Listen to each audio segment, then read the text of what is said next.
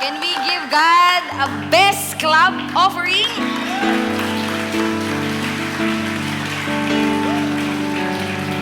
Pwede bang pangitian yung katabi mo, sabihin mo sa kanya, good afternoon!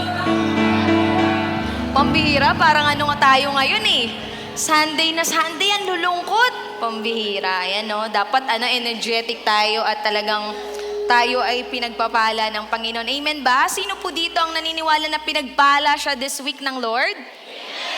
Ayun, gustong-gusto kong amen. Grabe ang conviction, di ba? Kasi talagang kapag naniniwala ako na kapag ang tao ay nag-uumapaw, talagang ang sinasabi ng kanyang bibig ay talagang grabe din, nag-uumapaw. Tama? Amen. Sino po ang naniniwala dito na pinagbala ulit siya ng Panginoon? Amen. Palakpakan natin si Lord. Grabe. Grabe si Lord, di ba? Hindi tayo pinabayaan for the whole week. Yung mga nagtatrabaho, pambihira. Sinustain ka ng Panginoon, pambihira, all through the week, di ba? Talagang ginaid tayo ng Panginoon, iningatan tayo. Tama, no? So, sa mga nag-aaral din po, no, kahit sa mga nanay, mga tatay na nasa tahanan lang, tama, no? Talagang binibigay ng Panginoon yung strength sa ating lahat. Amen? Amen! So, alam niyo po, excited po ako ngayong araw na to na talagang ma-share din po sa inyo ang salita ng Panginoon. Yan. Patingin nga po ng mga excited na talagang pangiti nga. Patingin nga ng ngiti. Ayan, kitang-kita ko yung ngiti ni Yo. Ayan, di ba? Dapat masayang-masaya tayo na i-receive natin ang salita ng Panginoon. Amen? Amen, no? Talagang isang pribilehiyo po na ma-share po ang salita ng Lord sa inyo ngayong hapong ito. And tayo po ay talagang ipanalangin nyo din po ako, ipanalangin nyo po ang whole service na naniniwala ako that we are claiming the victory, we are claiming the breakthrough, we are claiming na may kakausapin si Lord ngayong hapong ito. Amen ba? Amen. Ayan. So, before we start, no, meron lang ho akong ikukwento sa inyo. Okay lang ba yun? Okay lang ba yun? Natatawa ako, sabi ni Ate Di kanina sino ba dito ang laking DVBS? Sabi ko kanina, sana all lumaki, di ba? Ayan, no? Yung iba dito talagang lumaki lang yung pananampalataya, no? So, alam niyo po, nung bata ho ako, hindi pa po ako nag-church noon and ako po ay nasa bahay namin and ako po ay laking lolo't lola. Sino ba dito ang laking lolo't lola? Ayan, yung iba po dito, no, ang talagang kinalakihan nila at lolo't lola nila. And one day, inutusan po ako ng lola ko, isa sa core memory ko nung bata po ako. Inutusan po ako ng lola ko kasi po pumunta po siya sa palengke. May nakalimutan po siya. Ang recipe niya po nung araw na yon ay adobo. Yan. Sino dito ang may favorite ng adobo? Yan. So, yung iba favorite, no? So, meron siyang nakalimutan na iba't ibang mga rekwado. Ayan. Kaya ngayon, sabi niya, inutusan niya ako, Pinita, halika nga dito, bili mo nga ako ng paminta, sibuyas, mantika, at betchin. Ayan. Sabi ko, kaya habang pumupunta ako sa tindahan, paminta, mantika, betchin. Ayan, ganun ako. So, talagang minimemorize ko yung talagang sinabi sa akin ng lolo ko, inutos sa akin, lola ko. Tapos pagpunta ko doon, kila Aling Pransing, kasi yung pangalan ng tindahan, may-ari kasi si Aling Pransing. Aling Pransing, pabili nga po ng betchin. Pambihira, yun lang yung talagang naalala ko. Kaya bumalik ako sa lola ko, habang naglalakad ako, bakit ganun? Ang dami ko pang dalang barya. Sabi ko, ang dami pang pera. Sige, mo na.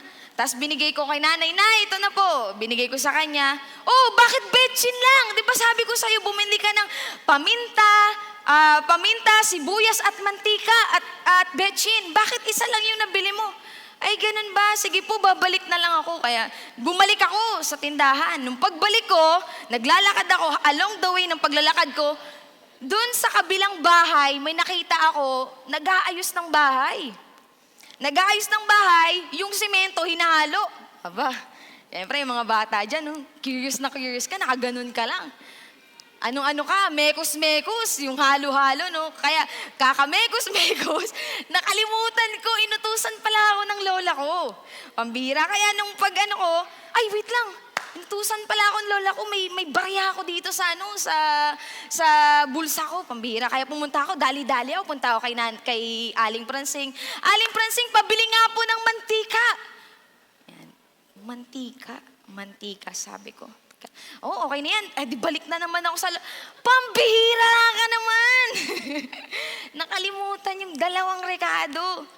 Bumalik ka doon. Ayoko na. Dabog-dabog na ako. Mapagod na ako. Sabi ko sa kanya, hindi mo kasi iniintindi yung binibili ko. Kasi nga, distracted ako nung time na yun. Kaya sabi ko, ano ba yan? Akin na nga yung pera. Kasi kakaano ko, gutom na ako eh. Gusto ko na rin kumain ng adobo eh. Kaya balik ako ulit kay Aling Pransing. Nung pagbalik ko kay Aling Pransing, ayun na, nandoon na ako sa kanila. Sabi ko, Aling Pransing, pabili nga po ng paminta at sibuyas. Pambira. Kaya pagbalik ko, tuwang-tuwa yung lola ko. Ayan, maluluto na natin yung adobo. Ayan. Kaya po, ayan po, no, ganyan po, kahalaga po ang salita po, no. Kaya po, sa ating buhay, ano, ang pagsunod natin sa Panginoon ay napakahalaga. Amen po. No? Sa ating buhay Kristiyano, no? Pag i-relate po natin yan sa buhay Kristiyano, obedience is napaka-importante po siya sa ating buhay. Amen? Kaya just like quoted po ni Samuel, no? Obedience is better than sacrifice. Bakit po ba niya nasabi yun? Kasi sa totoo lang, baliwala ho ang pagsasakripisyo po natin sa Panginoon. You excel some effort, nagbibigay ka ng buong lakas mo, no? Pero hindi naman yung ipinapagawa sa ng Panginoon. Kaya po, when you obey to the Lord, no, you obey and you listen carefully. Kaya po, ang pinaka-lesson po nung time na yon, kailangan ililista ko ang inuutos sa akin ni mama, ni tatay, ni kuya, ni lola. Ayan ha, take down notes po yan mga youth ha. So, para iwasan po natin ang pagdadabog kapag sumusunod po tayo, di ba? Kaya po, no, when you obey, you listen carefully. And not just you listen carefully, but you completely and not partially, no? Kapag tayo po ay sumusunod sa Panginoon, sumusunod tayo ng buong buo. Hindi tayo sumusunod ng partial lang, no? Hindi tayo sumusunod lang ng ito lang maibigay ko sa Panginoon, 'di ba? So kaya po napaka-importante po sa atin ng the word na obedience. Ayan, pakisabi nga po, obedience. Ayan. So before we dig deep po sa ating pong mapag-uusapan ngayong hapong ito, can I invite everyone na tayo po yumuko, tayo po manalangin. Panginoon, salamat po ulit sa araw po na ibinigay mo sa amin that we are so blessed, God, na kami po ay iningatan mo na makarating, Panginoon, sa iyong bahay tahanan, Panginoon, na nakakapagpuri kami ng malaya. Salamat po, Panginoon, sa iyong salita na binibigay po sa amin, Panginoon, na ito po ang makakapag-encourage sa amin everyday. Kaya we are asking that you will move in our midst, Panginoon. Ano man, Panginoon, ang kaguluhan ng aming pag-iisip, ano man, Panginoon, ang pag-aalala namin, allow your Holy Spirit na, Panginoon, kumilos sa aming mga buhay. Right now, God, we are asking yung presensya mo ang patuloy na kumilos sa buhay ng bawat isa. Let your word be manifest in our life, God. And Panginoon, wala kaming kayang gawin kung hindi ka kikilos sa aming buhay. Pumunta kami dito, Panginoon, empty-handed. Pumunta kami dito, Panginoon, para hindi sa nagmamataas kami. Pumunta kami dito dahil nangangailangan kami ng salita mo. Kaya Panginoon, rebuke us, continue to change us to become a better person, to be like you, Jesus. Salamat pong muli sa iyo ang lahat ng papuri, pasalamat. In Jesus' name we pray. Amen. Palakpakan naman natin si Lord. Okay. Kaya ngayon, alam niyo po, sa Bible po, no, napakarami pong mga character sa Bible when it comes to obedience. Sabihin niyo nga po, obedience. Sabihin mo sa katabi mo, obey. And not just you say obey, sabihin mo, obey completely, not partially. Ayan, buong-buo ka dapat mag-u-obey sa Panginoon pag yan ang sinabi po ng Panginoon. Kaya po ang pag-uusapan po natin ngayon when it comes to obedience po, no, ang buhay po ni Noah. Ayan po, sino po ang nakakakilala kay Noah? Ayan, mga laking mga DVBS dyan. Ayan po, no. Ang alam na po yung iba, alam na po yung kwento po ni Noah. No, yun ba, yung time ni Noah, yun yung bumaha ng napaka grabing baha. Ayan, winash out talaga ang sanlibutan. Ayan po, no? Kung naano nyo po, yan po ang kwento po ni Noah. So, before we dig deep po sa kwento po ni Noah, at bakit nga ba nagkaroon po ba ng baha? Ayan, so, recap lang po tayo sa Bible po in Genesis. Ayan po, no?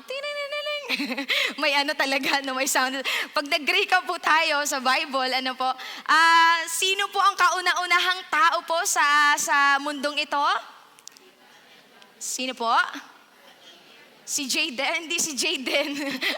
Sino pa? Si Adam tsaka si Eve, di ba po? Sila po ang kauna-unahang tao po dito. At dati po, ang tao na create po ng Panginoon, face-to-face nilang nakakausap ang Diyos. Yan.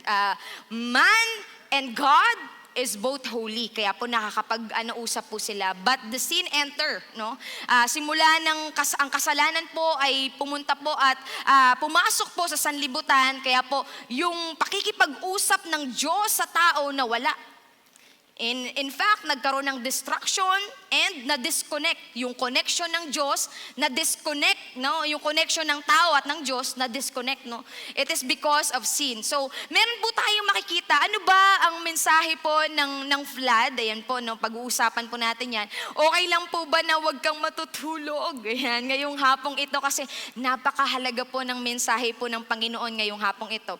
Unang bagay po na makikita po natin, ano po ba ang mensahe ng flood? Number one, bakit po nagkaroon ng flood? Because wickedness of man was very great. Yung grabe-grabe na talaga to, insan. Sobra-sobra na to. In fact, sabi po dito in Genesis 6 verse 5, sabi po dito, the Lord saw how great the wickedness of man race had become on the earth. Yan, no? And that every inclination of the thoughts of the human heart was only evil all the time. Grabe. Yung talagang ano man yung nasa puso ng tao ay sobrang makasalanan. Hindi siya nagiging better. Hindi siya it changed for the better, hindi. It changed for the worst. Ganon. As in, no? Pangalawang bagay po na makikita po natin bakit ba nagkaroon ng flood? Because God sorrowful to humankind, no? Yan sabi po dito sa Genesis 6 verse 7, so the Lord said, I will destroy man whom I have created from the face of the earth, both man and the beast, creeping thing and birds of the air, for I am sorry that I have made them. Alam niyo ba, life verse to ng hindi mga nanampalataya sa Panginoon. No? Wala pala yung Diyos mo kasi hindi ka pala mahal ng Diyos mo. Sabi nga dito sa verse na to. Pero ano po ba ang makikita po natin sa verse na to? Just like us human, ang Diyos po may nararamdaman. May pakiramdam ang Diyos. May puso ang Panginoon. No? Kaya po, kagaya po ng mga nanay at tatay po natin dito sa lupa, no, kapag may ginawang kalokohan ng anak, masasaktan, syempre. Kaya alam niyo po, kaya po nasasaktan ng Diyos dahil anak niya po tayo eh. Naniniwala po ba kayo dyan? Kaya po, ayan po, no, pangalawang bagay, no, God sorrowful to humankind. At pangatlo, ito ang maganda, no, merong hope, no. Pangatlo, God does not surrender His purpose in creating man. Bakit po? Dahil po, meron pong isang tao na talagang nakita niya na lumalakad kasama niya.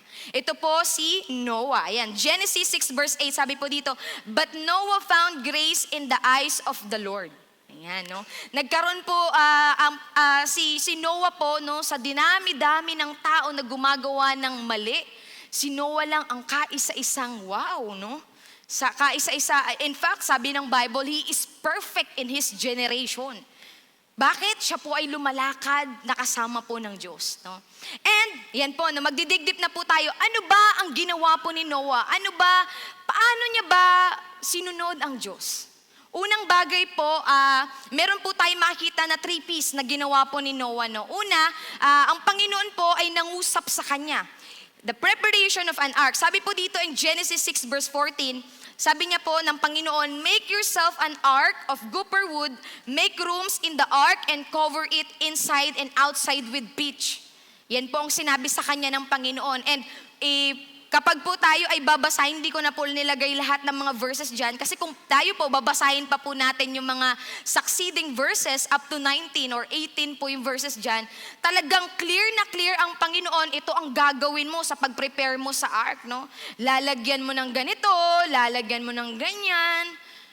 Diba? Alam niyo po, in times of Noah, some scholars po, ang sinasabi po nila nung time po na yun, ang settings po nung time na yun, kung saan nakatira si Noah, bundok.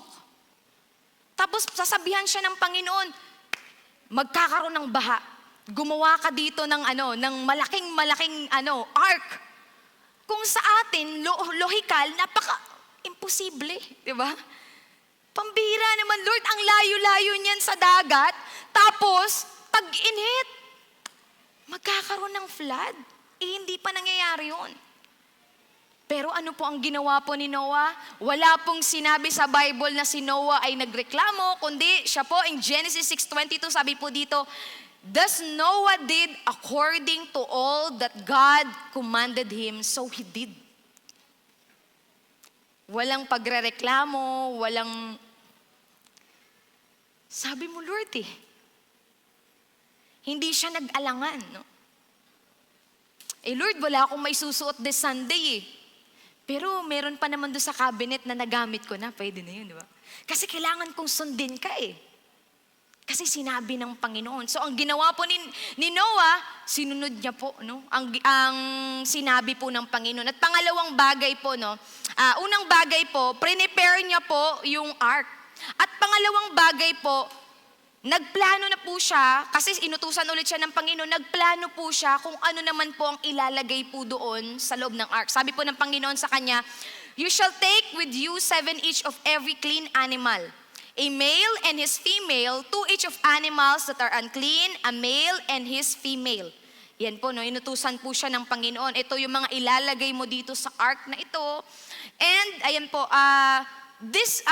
some scholars po, sinasabi po ng scholars, kasi hindi po na-indicate talaga totally in the Bible kung how long po niya ginawa po ang ark, no? Pero ang ini-illustrate at merong ebidensya na napakalaki talaga ng ark, friend. Hindi yun kakayanin ng 50 people, no? Napakaraming tao ang doon. Kaya po ang scholar po sinasabi po na maybe ginawa po ni Noah at ang kanyang kasama ang kanyang pamilya na 100 years niya po ginawa yung ark. Just imagine that. Pag-iisipin ko, no, makikita ka ng ibang mga tao nung time na yun, pag makikita ka ibang tao, pambihira tong taong to. Baliw ka ba? Sabihin ka, no, weird. Ang weird mo naman. Ang corny mo naman. Dapat mag-yosi ka na. Ako nag-yosi. Nagbe-vape pa nga ako So, di ba, minsan ganun no? Yung tama ngayon, nagiging weird, nagiging badoy. Pero sa ating mga Kristiyano, ang paggawa ng tama sa Panginoon, yun ang may kag-glorify ng Panginoon. No? At ang paggawa ng kasalanan at mali, yun ang baduy sa atin. Kasi hindi natin po pwede na pilipitin ang tama na gagawin nating mali. Ganun po ang ginawa po ni Noah. So sabi po dito, no? And Noah did according to all that the Lord commanded him. He prepared an ark. Grabe, nakakapagod yun. Kung i-imagine ko, nakakapagod siya as in. At hindi lang yun, hahanap pa siya ng mga ilalagay doon sa ark.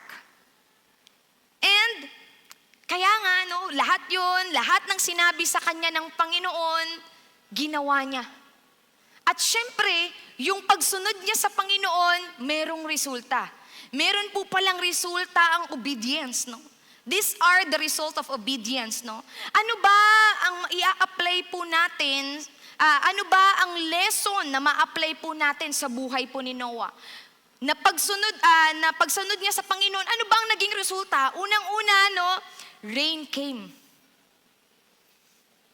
Sa kabila ng napaka-imposible sa paningin ng iba.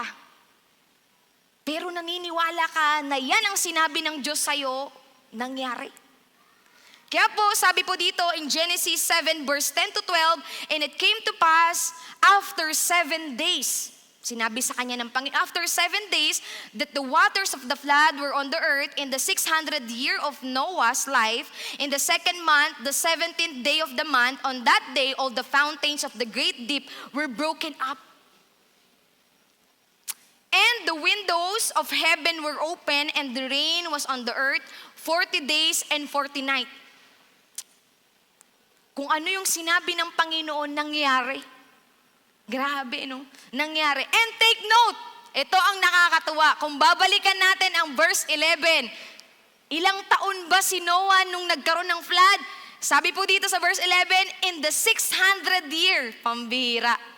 600 years old na si Lolo. Pambira kung sa panahon natin, no, ano yan, wala na yan eh. Kasi bakit? Nung time na to, siguro ang kinakain nila, walang halong chemical eh. Purong natural, walang halong chemical. Yan po, no? Kaya sabi po dito, no, in the second month, the seventh day of the month, on that day, all the fountains of great deep were broken up and the windows of heaven were open. Kaya po, sa totoo lang, sa paglilingkod natin sa Panginoon, walang bata-bata, walang matanda. Si Noah nga, ginamit ng Panginoon eh. Sabi mo sa katabi mo, gagamitin ka rin ni Lord. Pwede bang palakpakan natin si Lord? Diba? Ginamit pa rin siya ng Panginoon, uugod-ugod na si Lolo. Pambihira, no? Iniisip ko, naglalagari pa. Ganun na siya. Tapos yung niya, no, wala na. Naglalagari pa siya, nagpupukpok pa siya. Pambihira, no? Pero hindi eh. Tandaan mo, kapatid, kapag merong inutos sa'yo ang Panginoon, yung kaya mong gawin, pwede mong limitahan, pero yung kayang gawin ng Diyos sa buhay mo, wag mong lilimitahan kasi isosustain ng Panginoon yung strength mo, yung talino at wisdom mo. Sa tingin ng iba, walang pinag-aralan to, pero sa tingin ng Panginoon, magagamit ka ng Lord. Gagamit ka ng Panginoon. Gagamitin ka ng Panginoon.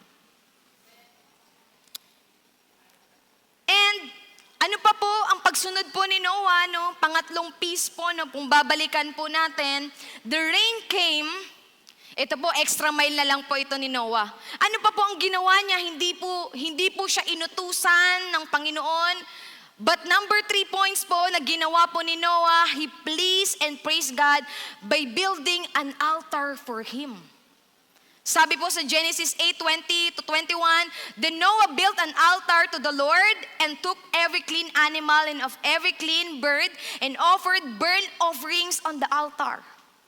And the Lord smelled a soothing aroma. Then the Lord said in his heart, I will never again curse the ground for man's sake, although the imagination of man's heart is evil, kahit na makasalanan ng tao, from his youth, nor will I again destroy every living thing as I have commanded. Nagresulta po ang ginawa po yung pag-obey po ni Noah. At yung extra mile po na ginawa po ni Noah, nagpuri po siya sa Panginoon. Ano po ang makikita po nating lesson dito? Nakatanggap siya ng milagro sa Panginoon, pero yung milagro at yung gloria, binalik niya rin sa Panginoon. Kaya kapatid, every time na nakukuha mo na yung blessing ng Lord sa buhay mo, nakamtan mo na yung pangarap mo, huwag kang makakalimot sa Lord. Pambira. Kasi may ganyan eh. May mga ganun eh. Pastor, Pen, pag-pray nyo naman po ako. Ate, kuya, pag-pray nyo naman po ako, magkaroon ng trabaho, maayos. Nung nakuha na, pambihira, nakalimot. Si Noah, hindi siya nakalimot. Binigyan niya ng papuri ang Panginoon. Winworship niya ang Panginoon. Bakit? Ikaw ang nagbigay nito kasi sa totoo lang, yung mga nilagay niya doon sa loob ng arko, yung mga cattle o kaya ng mga pwede niyang kainin na lang yun. Kainin nila ng mga pamilya niya eh. Kasi wash out na lahat eh. Pero hindi eh. Ang ginawa niya, inoffer niya pa to sa Panginoon. Binigay niya pa to kay Lord. Something that is yung something na very special sa kanya, inoffer niya sa altar ng Diyos. Bakit? Panginoon, itong trabaho na to, ikaw ang naglagay, itong achievement na to, ikaw naglagay, itong title na meron ako, ikaw naglagay, kaya marapat lang na purihin ka. Ibalik sa iyo ang lahat. Kasi in just one snap, pwede mong tanggalin ito lahat sa akin. Kaya ganyan po ang ginawa po ni Noah. At ano pa po ang naging resulta po ng obedience mo ni Noah? Nagkaroon po ng regeneration of humankind kasi lahat wash out eh. And sa kanyang lipi po, nagkaroon ulit ng napakaraming tao. Sabi po dito sa Genesis 9 verse 1, so God blessed Noah. Wow. Tandaan mo, kapag nagsasakripisyo ka sa Panginoon, doble, triple ang ibibigay sa'yo ng Lord. Pagpapalain ka ng Panginoon. Sabi dito, so God blessed Noah and his sons. Ang galing ano? Ikaw na nanampalataya sa Panginoon, hindi lang ikaw ang maapektuhan ng pagpapala, pati yung mga anak mo, yung mga next generation on you, maapektuhan ng blessing ng Lord. If you are being faithful to God, faithful to Jesus. Sabi po dito, and said to them, be fruitful and multiply. Be fruitful and multiply. And fill the earth. Wow.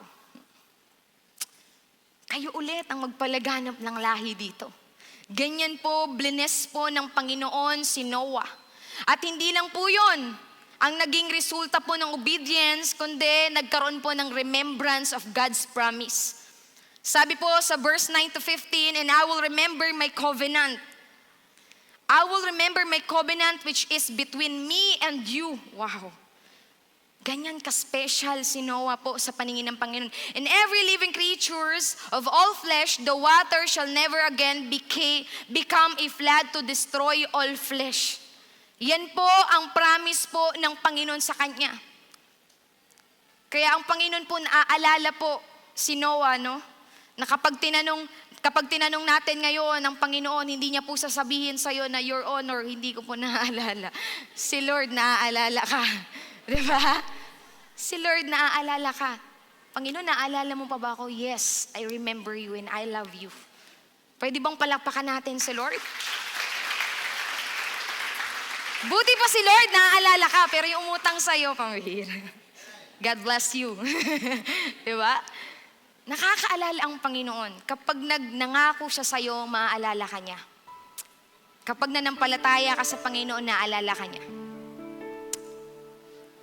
And isa pa po, no, na naging resulta po ng obedience, but before we give, bago po natin na ilabas po, no, kapag po nakita niyo po ba itong itong mga color na ito, anong unang-unang lumalabas sa inyong isip, di ba?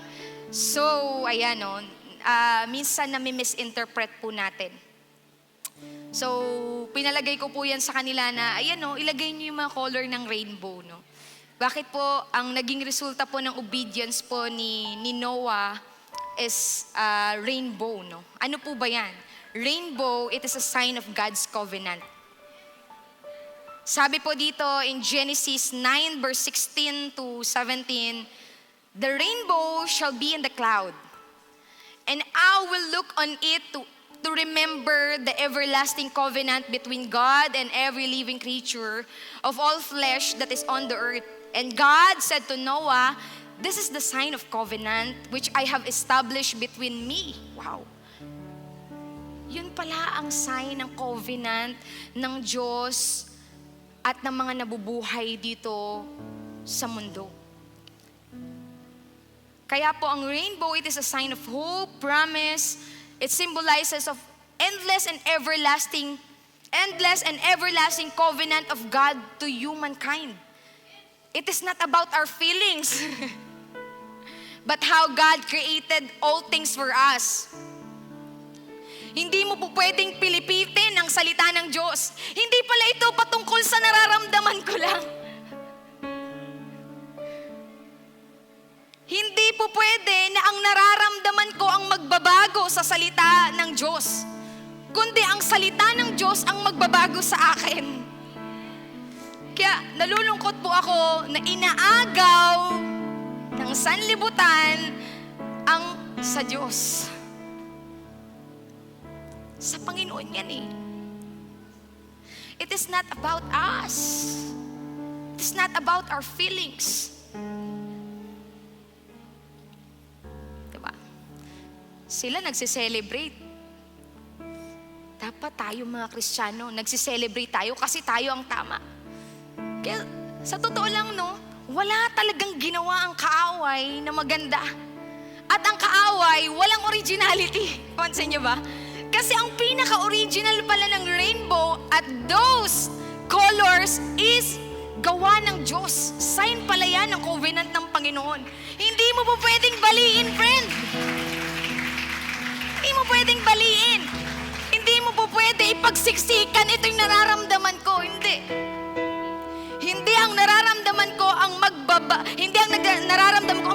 magbabago sa salita ng Diyos, kundi ang salita mismo ng Diyos ang magbabago sa akin. For His glory alone. Bakit? Ang salita ng Diyos ang magbibigay sa'yo ng totoong kalayaan, hindi ang ibang tao. Kasi minsan, pag meron tayong gusto sa buhay nung malaya ako, hindi. Sa totoo lang, hindi ka totoong malaya.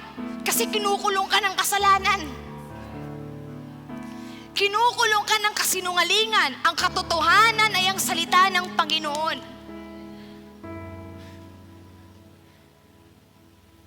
Kaya po, ang mga Kristiyano hindi tikom. Hayaan mo na lang sila. Kung tayo po magiging quiet na lang, paano na? Hindi naman sa nakikipagdebate ka. Ipakita mo ang pagiging Kristiyano. Manindigan tayo sa kung ano ang tama. Ang galing, no? Isa sa resulta pala yun ng pagsunod ni Noah. Rainbow. And ang rainbow po, it is a sign of God's covenant between us and God. And it is not between you and me. It is not between on my opposite sex. And it is not between sa kagaya kong babae sa babae. Hindi sa kagaya nilang lalaki sa lalaki. It is between God and us. At isa pa po sa naging resulta po ng pagsunod po, righteousness according to faith. Kaya niya po yun nagawa kasi sa pananampalataya niya sa Panginoon. No? And ang righteousness po, yan po ang bunga po ng grasya ng Diyos sa atin. And take note, si Noah, tandaan niyo po ito, si Noah, hindi po siya na-save dahil mabuti siyang tao. Okay? Sabi po dito, in Genesis verse 8, but Noah found grace in the eyes of the Lord. Si Noah po, na-save po siya because of the grace of God.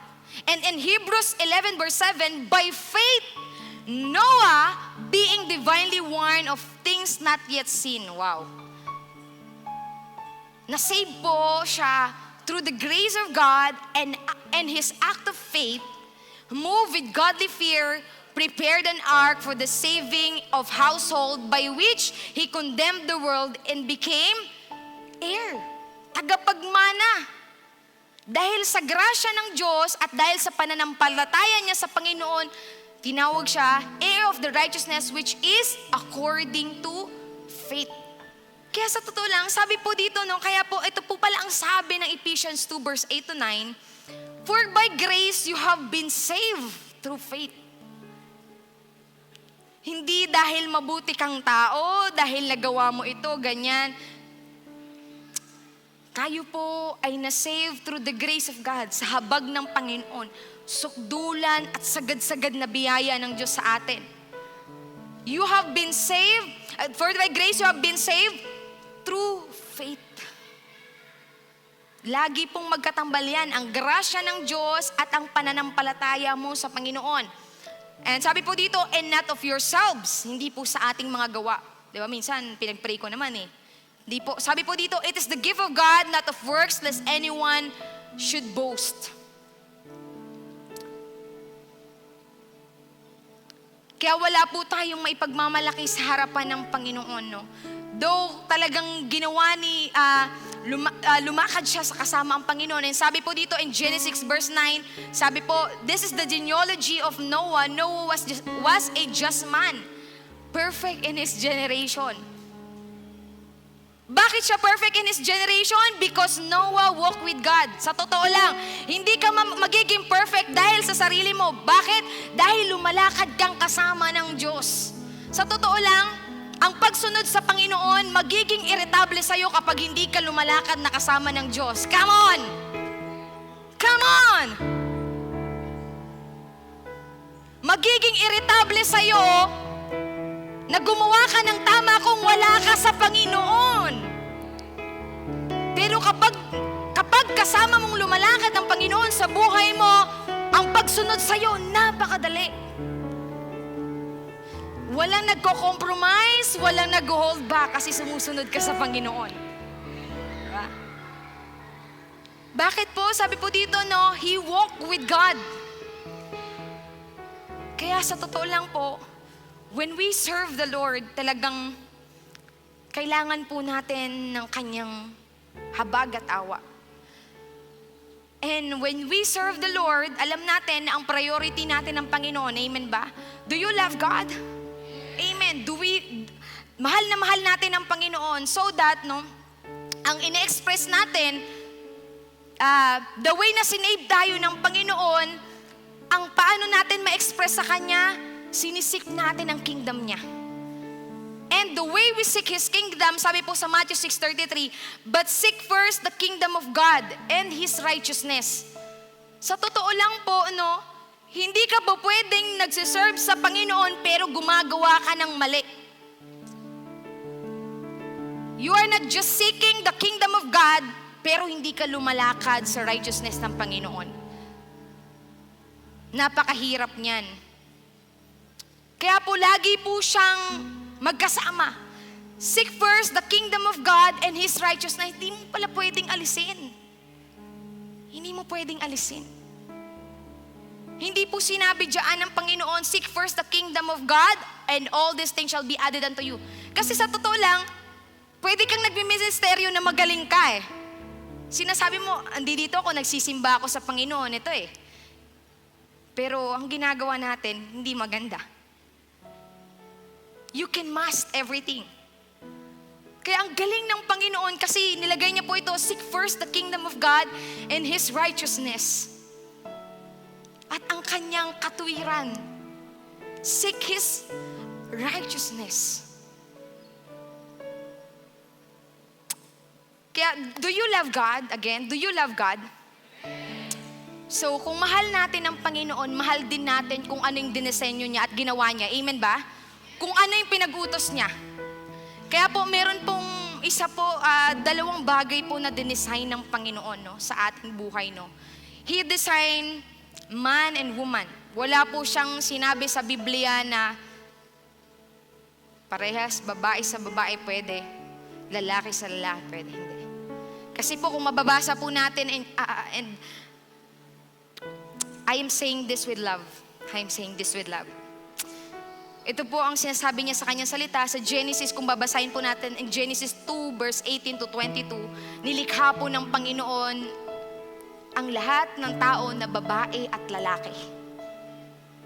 Nilikha niya po si Eva, hindi pa iba-iba ng kasirian. Hindi niya po nilikha si Adam na paiba-iba. Kaya ang dami po na nandito po sa ating mundo na yan, sige, paglaban mo yung nararamdaman mo. Minsan ba sa buhay natin, pinaglaban na natin ang Panginoon? Pinapaalala sa atin ng Lord in Romans 12 verse 1 to 2, do not conform to this pattern of this world. Bakit po kapag nag-compromise po tayo at tayo po ay sumunod po sa pattern po ng mundong ito, kaaway po tayo ng Diyos. Paano ko po mapapatunayan? Sabi po sa kanyang salita in James 4 verse 4 to 5, adulterers and adulteress, do you not know that friendship with the world is enmity with God? Whoever therefore wants to be a friend of the world makes himself an enemy of God. Sakit. Or do you think that scripture says, in vain the Spirit who dwells in us yearns jealousy? Ang Spirito na nasa ating buhay, na binigay ng Panginoon, nagsiselos. Kaya pag nakipagkaibigan ka pala sa mundo, na akala mong tama, kasi yan ang nararamdaman ko, nararamdaman niya, ayan ang sinasabi ng Panginoon, kaaway tayo ng Diyos. Pero alam nyo, sa totoo lang, napakadaling gumawa ng mali, sa ngayon napakadaling gumawa ng mali, napakahirap gumawa ng tama. Tama ba? Kaya, dalawang bagay lang ang pipiliin mo eh. Yung mali na akala mo yan ang eternity o yung tama na magbibigay sa'yo ng pagpapala.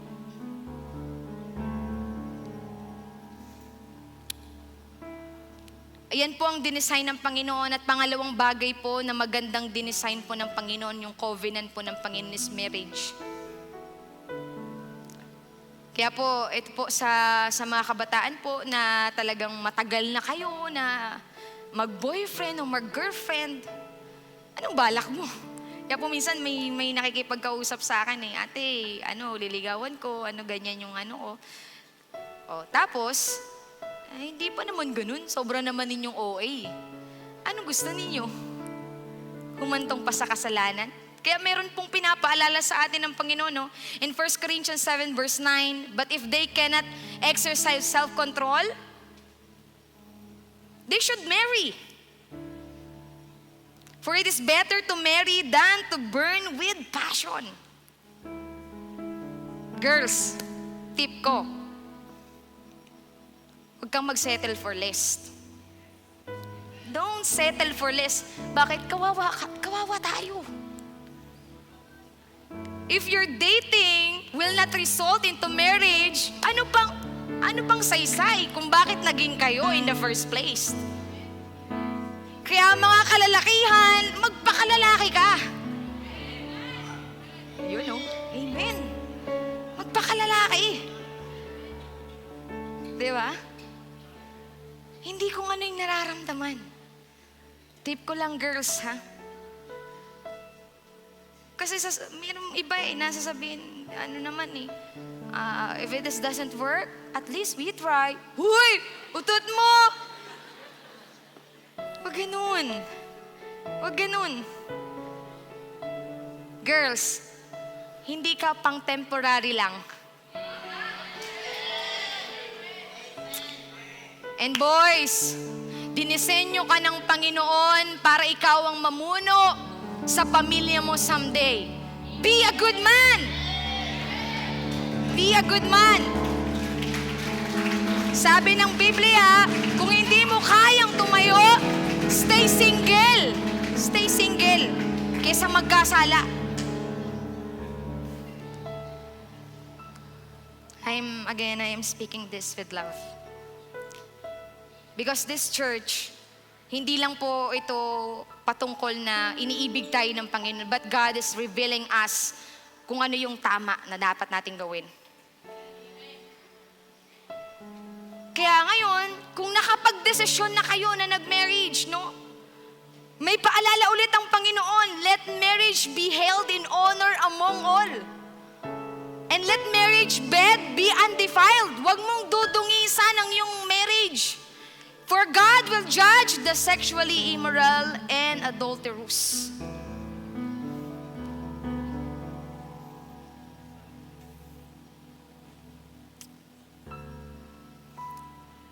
Hindi hahanap ng iba. Kaya po, ang simbahang po ito, we are standing no to divorce. Hindi lang we are standing no to divorce because this is the word of God. Sabi niya po sa Malakay 2 verse 16, for I hate divorce. Hindi tayo tatayo ng sa sarili ko lang. Bakit? Ito yung sabi ng Panginoon.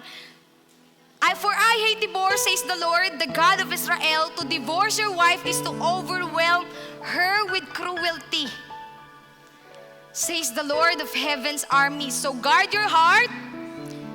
Do not be unfaithful to your wife or to your husband.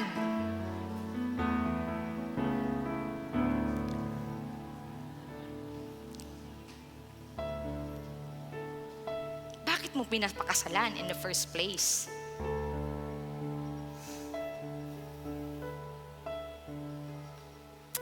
Ito po ang salita po ng Panginoon. Yan po ang dinesign sa atin ng Panginoon. Hindi mo po pwedeng pilipitin ang word ng Lord. Lord, ito lang, unti lang. Sige na po. Ano lang naman isang babae lang naman Uy, compromise yan. Isang lalaki lang naman, Lord Hindi Ito ang sinasabi ng Panginoon, be faithful. be faithful. Not because sa sarili mo, because this is what I said, sabi ng Panginoon. Kaya po paano po natin matututunan at malalaman ang righteousness po sa ating buhay, no? Kailangan po meron po tayong tao din na tutulong po sa atin. Na sumasama po sa atin, no? Na talagang alam natin na makakatulong sa ating spiritual life, no? Kaya po, isa po sa dinisenyo, napakagandang dinisenyo po ng Panginoon, the Lord Design Your Connect group or spiritual group to help you. Sabi po niya sa Santiago 5 verse 16, kaya nga ipagtapatin nyo sa inyong mga kapatid ang iyong mga kasalanan. Kaya po, dito sa atin po, no, hindi po tayo nagko-condemn, no? Kung ano man yung naging past mo before, let us pray for you. Hayaan mo na matulungan ka namin, no? Sa pinagdadaanan mo. Sabi po dito, no, upang kayo'y gumaling. Malaki ang nagagawa ng panalangin ng taong matuwid. And verse 19, mga kapatid, kung may kapatid kayong nalihis ng landas, at may isa namang umakay sa kanya upang magsisi, ito ang tandaan ninyo. Sino mang makapagbalik sa isang makasalanan mula sa kanyang maling pamumuhay ay nagliligtas ng isang kaluluwa sa kamatayan at nagpapawi ng maraming kasalanan. Wow. Kaya po napakapalad po natin na talagang pinupush through po natin ang C2S, ang ASP po, no? Kaya po tayo po, no, tinutulungan po tayo ng simbahan na tayo po ay kung ano man ang naging past mo, ano man ang nakaraan mo, no, good thing nandito ka sa church. And sa totoo lang, hayaan mo na tulungan ka ng bawat isa. Sabihin mo sa katabi mo, ikaw yun. Huwag ka nang umanap ng iba. Sabihin mo ulit sa left side mo, ikaw din yun. Sa harapan mo, ikaw din yun. Sa likodan mo, ikaw din yun. Tapos